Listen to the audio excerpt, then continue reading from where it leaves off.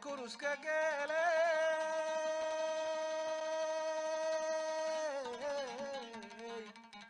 hoa aboknun la raya ho.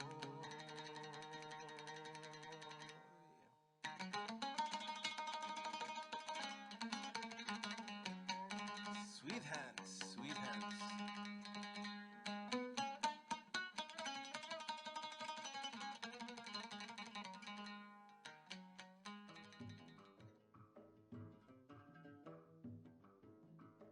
What is the first image that appears in your mind when you think of Somalia?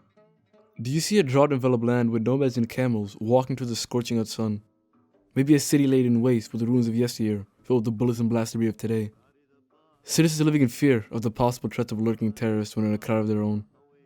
Perhaps you also see a shattered capital, with pirates carrying AKs in their low-grade boats, attacking ships, trying to get anything from which they can.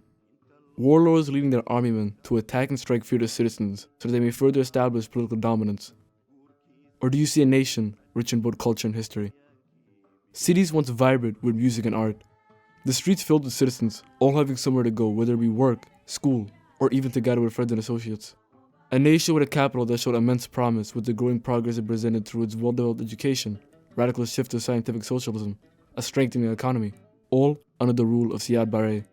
To see it as such now only raises more questions. Why is such a strong republic, once considered the most beautiful nation in Africa, destined for greatness, with the influences of superpowers such as the United States and Soviet Union, turned into a terror-riddled shell of its former self? What led to its devastating downfall and current political standstill? Why has the land of my parents and theirs, once a land of untold beauty, lost the test of time, become a nation stagnant? Before finding the various solutions to the current underlying problems Somalia has, mainly within its capital Mogadishu, it's best to understand its upbringing as a broken and failed nation, to the wide-reaching history it has, to not only appreciate the richness of it, but to pinpoint the causes and red flags.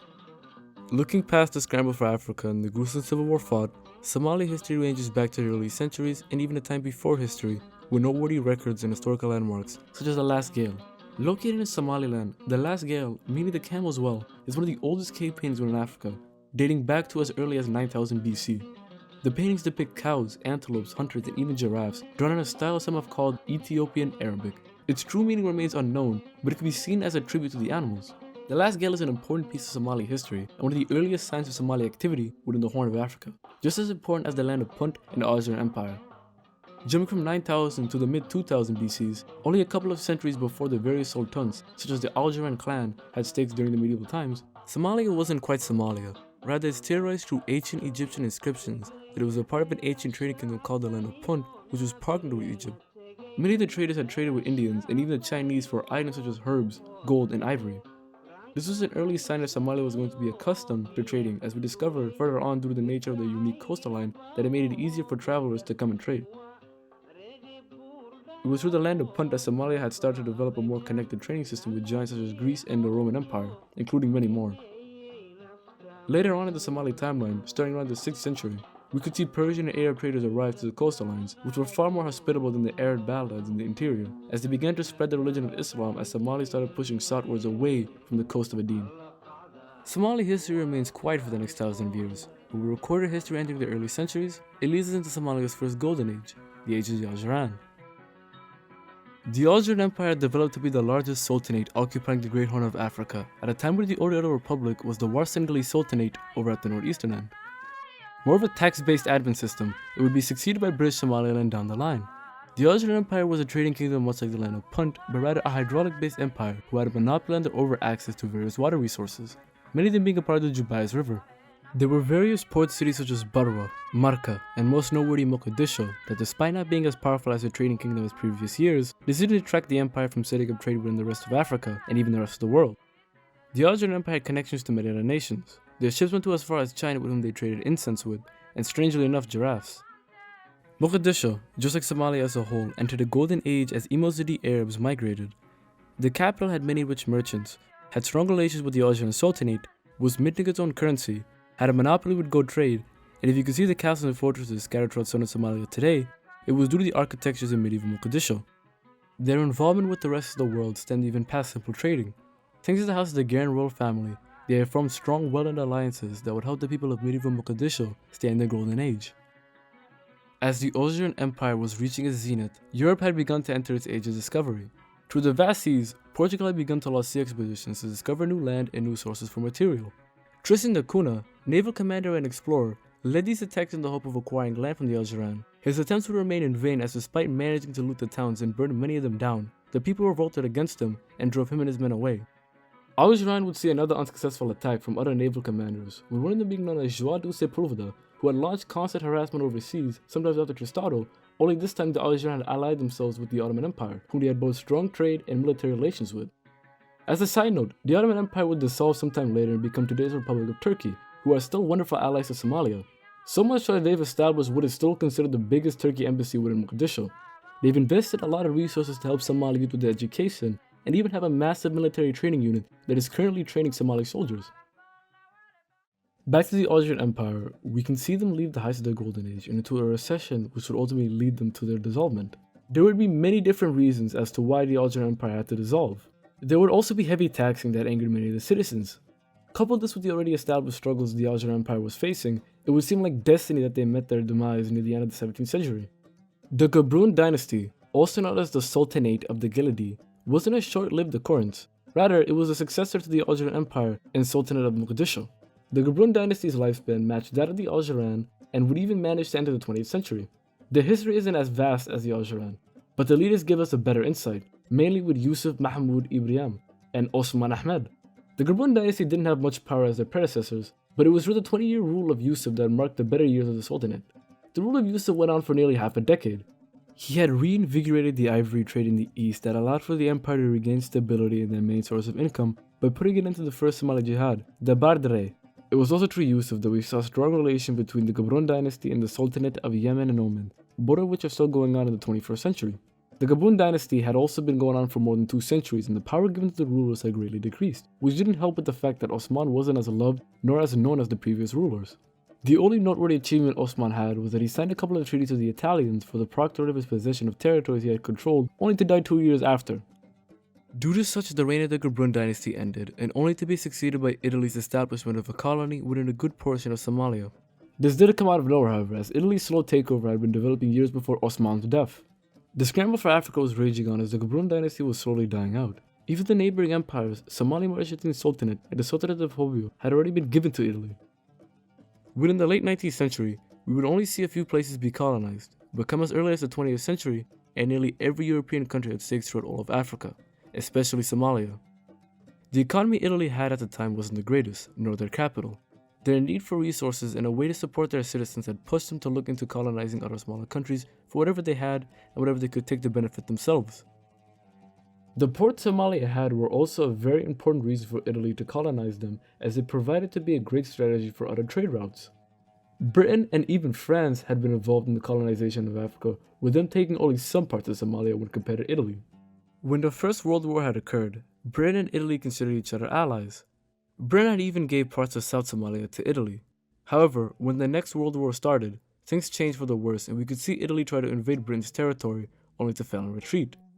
It is also worthy to note that it was through Britain's occupation of Somalia that allowed for the rise of political parties such as the Somali Youth League, previously known as the Somali Youth Club, which was also the first Somali political party. The idea of independence wasn't too far-fetched for the Somali citizens, as it would only develop through these parties that would allow this idea to fester, grow, and be known to the rest of the world. And known to the world it would be as with some time later, we could see the United Nations come in and intervene. It would be established that Italy wouldn't entirely be a colonizer, rather a trustee that would now go by the Trust Territory of Somalia. Somalia and Mogadishu would start to see better development for themselves, as we could see education begin to become more widespread, with the quality increasing as it became free and more accessible. Mogadishu and some parts of Somalia would see the infrastructure become more beautiful. It was given a 10-year wait for Somalia to officially be independent from other entities controlling their development. What was once Italian Somaliland, now the Trust Territory of Somalia and former British Somaliland, would unite to form the Republic of Somalia. Now with its independence, Somalia and its official capital of Mogadishu was now its own true legal nation, which would mean that it would need its own functioning body of government. Through the members of the trustee, Mahmoud Ibrahim Igal and Abdullahi Isa Muhammad, the government would start to see some new growth. A new constitution with the people's involvement would be drafted after establishing Ad-Din Abdullahi Osman Dar as president and Abdurrashid Ali Sharmaki as prime minister. The Somali Republic was the precedent to what is now considered the golden age for modern Somalia. It was very short-lived, only having around 9 years to its run and only 3 presidents. Within the Somali Republic, there was a lot of Western influence when creating the constitution and developing the government body. Somali politics at the time was a lot more inclusive. It avoided the usage of clans and profession when engaging in such, as that would have divided the people. Rather, all men could vote with their God-given right to freedom of expression, and now suffrage would be expanded to women, which would give the majority of society the privilege to engage in their country's affairs. Many of which were very inclined to do so, especially with the introduction of radio to the mass public. The issue of unifying all Somali territories into one nation was a topic of debate for a very long time, and we could see it reach a sort of resolution as efforts were made by the government to do so. Times were good during this era of Somalia, but things would change drastically soon. The second and last president, Abdurrashid Ali Sharmaki, had been spending the day visiting Lasanon over in the north to get to know the locals. During this visit, his bodyguard took the opportunity to assassinate him. This wasn't just a rogue mercenary. Rather, this was a part of a grander scheme that was led by Siad Barre, former Major General and Commander-in-Chief. It didn't take long for the power vacuum to be shut, as only a few days after the funeral of the late president, Barre and his team had launched a coup d'etat and seized power of the republic. Barre was now allowed to lead the nation with his own vision, not through a cruel tyranny but a powerful leadership that would bring Somalia to a greater level. He abolished the constitution, outlawed political parties, threw former politicians who engaged with the past government in jail, got rid of the parliament, and had dubbed this new nation the Somali Democratic Republic. Somalia had went through a very swift and drastic change, for better or worse. Barre had no need for multiple parties, as it would only muddy the discourse and advancement of the nation with division and bickering. Rather, he established a Marxist-Leninist, one-party totalitarian military dictatorship. We had begun to stop any form of private trading or forms of capitalism, and would bring much of our economy under the state's control. The change we had seen through the old republic was a lot slower and calmer, allowing for a more natural progression of our society. In contrast, Barre would have a more idealistic view of his nation. We could see his fast switch for the economy and body of government, and would do the same for nearly everything else. For our education, he had helped establish the first written form of the Somali language. This would be pushed for the various schools on top of a new literacy program that the government had pushed very hard and rather too quickly. Avoiding the harsh reality of the administration team and how they came to be in control, this would truly be a wonderful time for the Somali citizens. Education, though rushed, did indeed help much of the youth. Our literacy rates were at an all-time high as students were now better taught to understand their books and materials. Many citizens were active in working through the new jobs being introduced to the country. The previous republic had tried to be a lot more inclusive, but it took a great amount of time. However, with Barre, diversity and rights for all groups was his major goal, as he wanted to unite the nation and abandon the past of separation of both land and people. Industries would be set up all throughout Mogadishu while under Barre's rule. Somalia's economy, with the influence of scientific socialism, the rapid growth of the industries, new factories and farming programs, would be at its all-time highest state during this crucial period of its growth. In turn, the USSR, a leading superpower who was engaged in an ideological battle with America, brought about the Cold War, would try to get the chance to establish a relationship with this growing African nation. For the USSR, it was vital for them to lend a hand towards Somalia as a strategic counter against America. With the assistance of Moscow, it enabled Somalia to have the largest army within that region of Africa and would further establish their dominance. It would be well known that Somalia was a leading powerhouse within Africa, but it would also be known as one of the most beautiful, progressive, and culturally rich nations. Knowing that Somalia was at a period of rapid growth, with working citizens that could rely on the stable economy, this would allow many to begin to take Somalia's cultures to new heights, as Somalia was not only going through a democratic and economic revival, but a cultural one too. Many aspects of Somalia were becoming modernized, all in an attempt to create a greater nation. Through various art and culture programs, Barre would be investing heavily to make the capital of Mogadishu a hotspot for rich Somali art. Musicians that would later define Somali music would become known through this era. Singers such as Mariam Mursal, who would also be known as the first female Somali taxi driver and would stun crowds with her beautiful jazz music.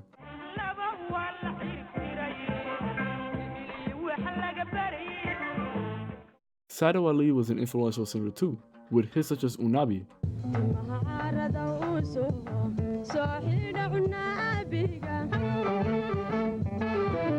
Also Ahmed Naji, who sang Ahdigan.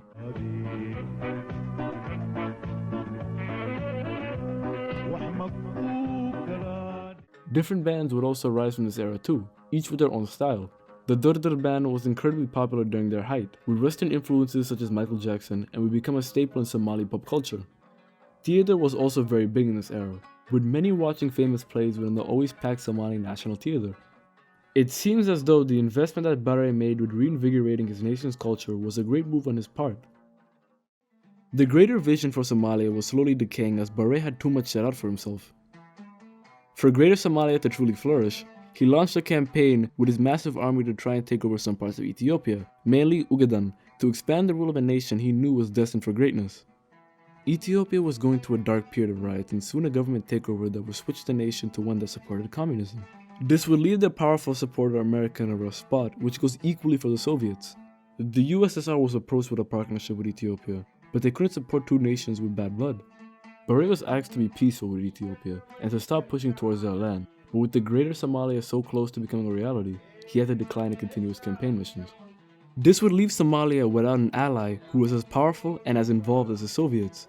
However, we did see America come into support, but it seemed too hard for them to commit at the time of the Cold War. Somalia would start to enter a harsh economic recession, which was coupled with a cruel famine. The government would grow to become more totalitarian, silencing anybody who would go against them under the paranoia that another coup would emerge. This chain of bad events would still go on. Barre would be involved in a horrible accident, leaving him in critical condition, which would turn power over to his right-hand man. The people would grow increasingly disgruntled with their government. When Barre came back, it made it no better. Political pressure was getting more and more tense. The Ugandan campaign's failure would remind Barre of what could have been for Somalia. The Cold War was drawing to a close as the USSR had dissolved, leaving the US with no need for Somalia as a strategic pawn. During this period of Somalia, many different militant groups would rise and begin to willingly go against Barre's administration. His country had been going through the toughest period, but this weight would be enough to cause the collapse of the Somali Democratic Republic. The economy had now completely crashed. Food was scarce and they would no longer have a strong leader as Barre would now be removed from office and flee due to the militant groups who had now begun the civil war would overtake his nation. The civil war would further cripple Somalia, leaving it in ruins. It had left more than 500,000 dead and 1 million more displaced all throughout the globe. Somalia had also lost most of its stakes within their sea and fishing as other nations had came in to sweep in their available resources. Somalia had been to a rough place time and time again throughout history, but its education seems to be the last investment needed for a brighter future.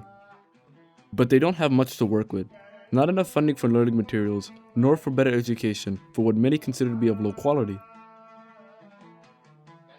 Hopefully one day Somalia can return to its former glory, because it has been made obvious to me that it absolutely can.